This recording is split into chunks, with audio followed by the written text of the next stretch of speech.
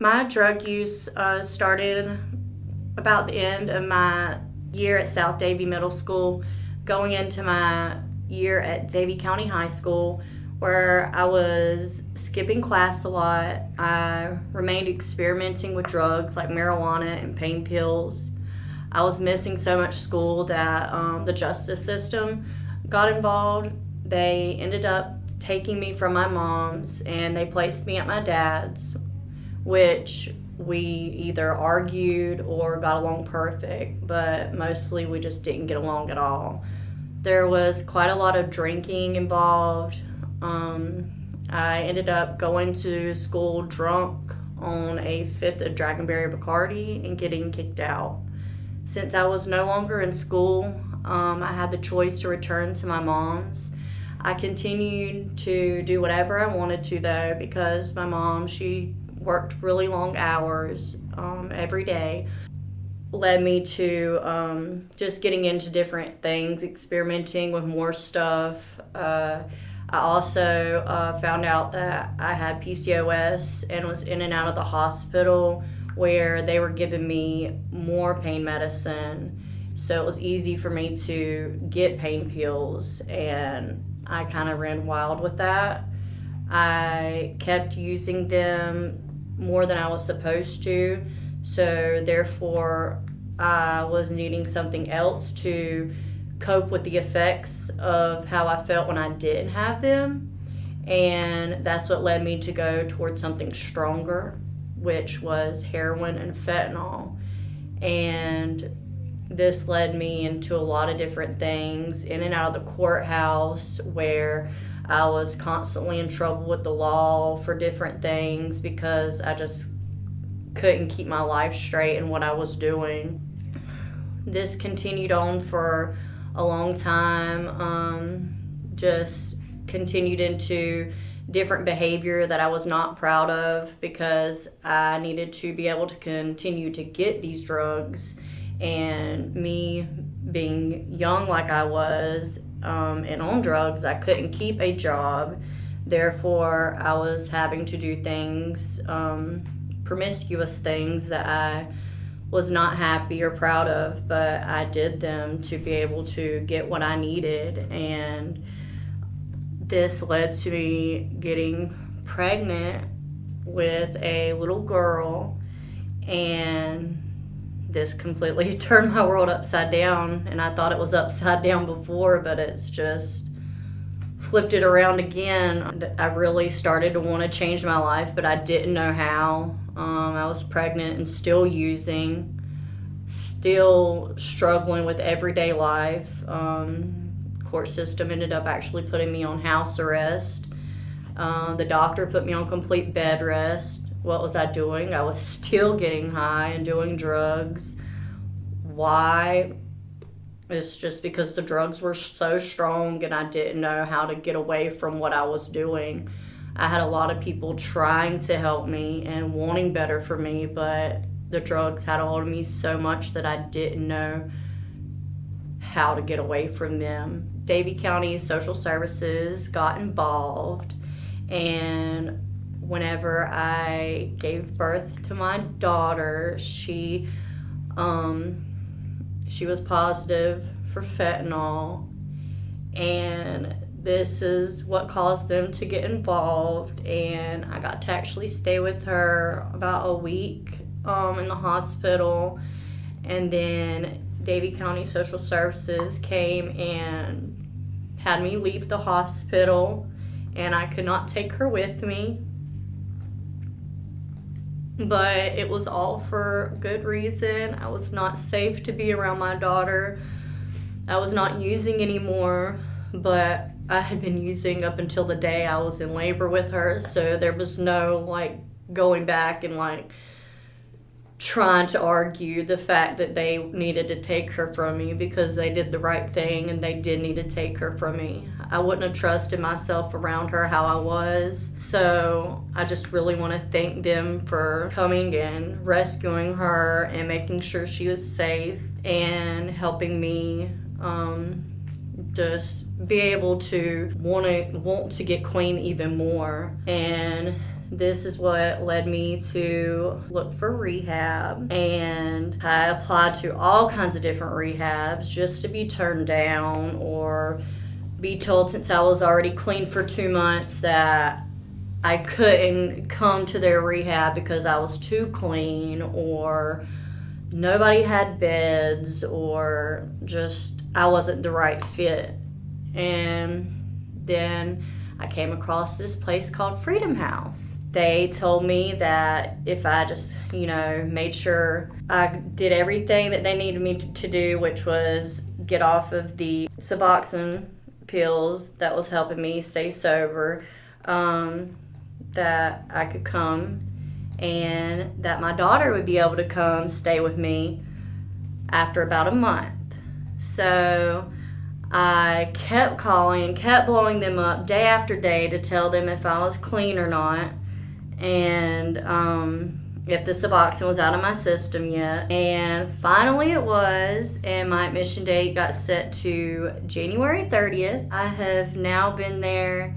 That was January 30th of 2024, and I'm still there. I'm a graduate, but now I'm in aftercare, and I have my own job, my own car, and I got custody back of my beautiful baby girl, and life just keeps getting better. And I used to be really scared of the future and the unknown and not ready for what happens next, but now we have to be comfortable with being uncomfortable, because nothing in life has ever been comfortable, if that makes sense. All right, thank you. So I grew up in Davie County my entire childhood. I was raised in a single family home, but it was still very stable, stayed in the same house my whole life, never had to worry about food or clothing or anything like that. So that was really good. But my mom, she worked all the time because she was a single parent. So that was hard, not having her around. My dad was also not in the picture very much. So I turned to dancing and competition dance, just did that and poured my heart into that, and that definitely was my outlet for a long time. I was on the dancing boots. All of those Friday night football games were a big it was a great memory for me, but did really well in school despite everything. And then my mom found this Marine. But anyway, my mom got remarried when I was 15 years old, and that just turned my world upside down. Soon after, she kicked me out, and I was homeless at 16. I stayed in my best friend's dad's truck for a little while, would sleep in the Walmart parking lot. After that, my dad, he found out that I was homeless, and he told me that I could come stay there. So I transferred to West Oaks High School, but that is also where I started drinking and smoking pot. Quickly escalated to harsher drugs. I ended up skipping school a lot. I was partying, going to the bull hole, doing, whatever, with whoever, and got involved in a attempted murder situation where they went to rob somebody, and I was in the vehicle, and a gun was pulled, and it was like the scariest situation of my life. Up until that point of doing drugs, I was very sheltered. My mom didn't even smoke cigarettes, so it's very different for me. I went into hiding. My mom finally found out, and she had me transfer back to Davie High, graduated from Davie High, moved in with my sister, still trying to work around the system, trying to sneak out, party, all the things. Then I met my kid's father, who also happened to be my drug dealer, and ended up being homeless with him. Wherever he went, I had to be there. Got pregnant with my son, so I couldn't be as free to roam around as I used to be with him, and that was really hard. Moved back in with my sister, and knew that, there was an issue there, but once I got my apartment, I felt like I was stable enough. I still had a job. he had went to prison, so I was no longer chasing after him. That gave me this facade of having myself together, and I was able to trick the world. I kept a job. I had the same apartment for 9 years, had a car, my kids were always clean, I was clean. Like, my clothes were clean, not clean drugs. But so then during the time I was at my apartment, like I said, I was able to keep a job and all those things. He got out of prison and we tried to get back together. I ended up getting pregnant with my daughter during that time. He went back to prison for 4.5 years. During that time, my addiction escalated, and I was highly addicted to painkillers at that point, spending quite a bit of money on that. But because I wasn't losing anything material-wise, and because I was not in trouble with the law yet, and things of that sort, I really thought I had it together. Nobody knew, everything was under control. And then I did get in trouble with the law, stealing from Dollar General and just doing some real shady stuff in the community. And did get in trouble. That was a good wake-up call, but it wasn't enough to stop. So then my kid's father got out, and we tried to make it work for like 9 months, but there was a ton of domestic violence. And we just kept getting into altercations in front of the kids, and I knew that was definitely not what I wanted my kids to grow up around. So we broke up. I had a really, really bad low for about 4 months. Was trying to pull myself together, but couldn't. My son went to my mom and told her that he no longer wanted to live with me. So my mom pulled my son and my daughter out of my home. Thank God she did. But that was when I finally realized, okay, you don't have it together. Doesn't matter if you have an apartment. Doesn't matter if you're in school, because I was in college and was doing well in college. I had a 3.7 GPA. So, again, I really thought, the facade was there, and I was trying to live that double life, and it just got too much to keep doing. So I finally broke and reached out for help, and called Freedom House, and it was about a 3-week process, and they finally took me, and I haven't looked back since. So at first my kids were super angry. They didn't want to come stay with me at Freedom House, and my mom, she of course didn't trust me or even believe that I was going to follow through. So I didn't get to see my kids much during the time that I was at Freedom House as a resident. But then in aftercare, my kids came to live with me. I got a job at Lowe's quickly, was promoted in that. Ended up getting my son back into football because he would always love football. I'd been playing since he was 5 at the Y and that kind of thing.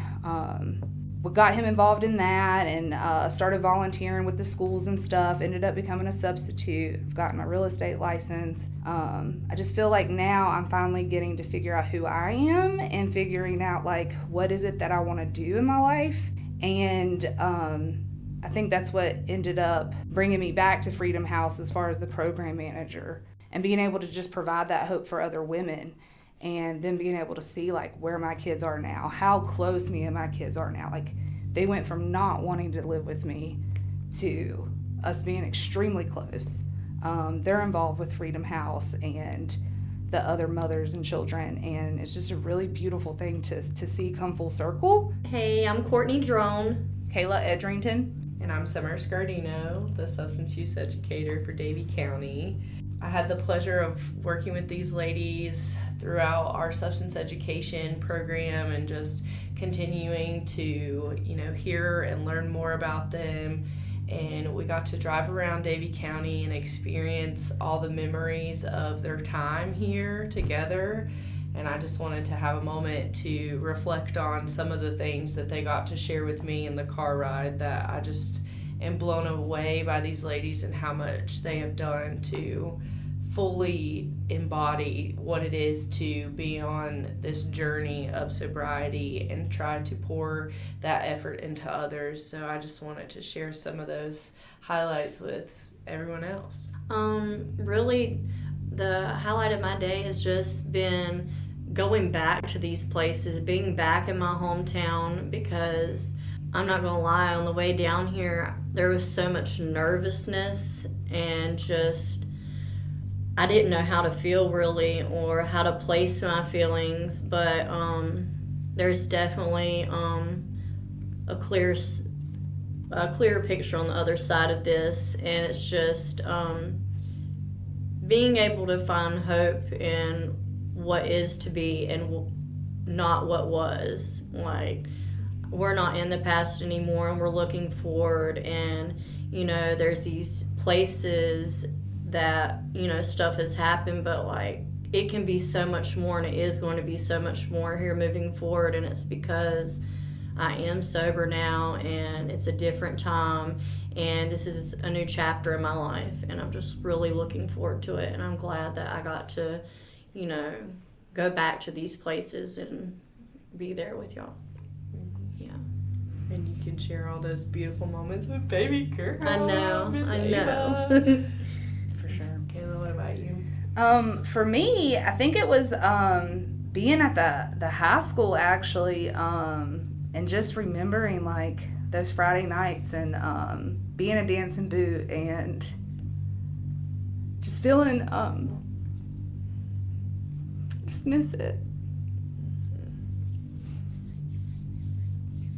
Yeah, my childhood wasn't bad, so a lot of things got tainted during addiction that were really precious. So going back, it was good to be there and see what all Davie County has done to pour back into this county and to pour into this community. I think it's beautiful to see. It warms my heart tremendously. Like the Bull Hole and how much has progressed there, and seeing families play and getting to see the people using the recreation. It's just, Davie County has just really done a great job like utilizing its resources, and it has just truly warmed my heart. I also think it's really telling that when we were looking out over the stadium, your first thought was like, my son would have played football here, and like you were just thinking about how you could have shared something that was so important with your son. And it's just awesome to be able to witness that and see like all these things that could have easily brought you shame and put you down are not doing that. So the call to action for this event is stories are shared so stigma and isolation can retreat from the power of connection. And I definitely think today we got super connected, and I got to learn so much more about y'all, and I just want to thank you for being here. Definitely. Thank you. Cool. Thank you. Shadows moving too fast. Feel the rhythm of the night. Never let it be our last. Feet are tapping on the ground, heartbeat in the baseline. Lost and never to be found. Got no worries on our mind. That part in the movie where everybody's already left the theater but those couple of slackers behind, but you get to see the behind the scenes? This is for you. Hey, if you didn't know, next year Beyond the Journey is coming to a theater near you, which is always made possible by the Community Response Task Force, including Davie County Health and Human Services, Davie County Sheriff's Office, and Davie County EMS, and other partners, such as Partners Behavioral Services, Contegra, and so on and so forth. Thank you again to our sponsors, LeBlue and Yakin Valley Popcorn, for sponsoring this event and giving us yummy goodies. Also, a huge shout out to IT. And last but not least, go say hey to my friends. Kayla and Courtney worked really hard on this, and I'm so proud of them. And I can't wait for you to meet them and care about them as much as me. So anyways, see you next year. Bye.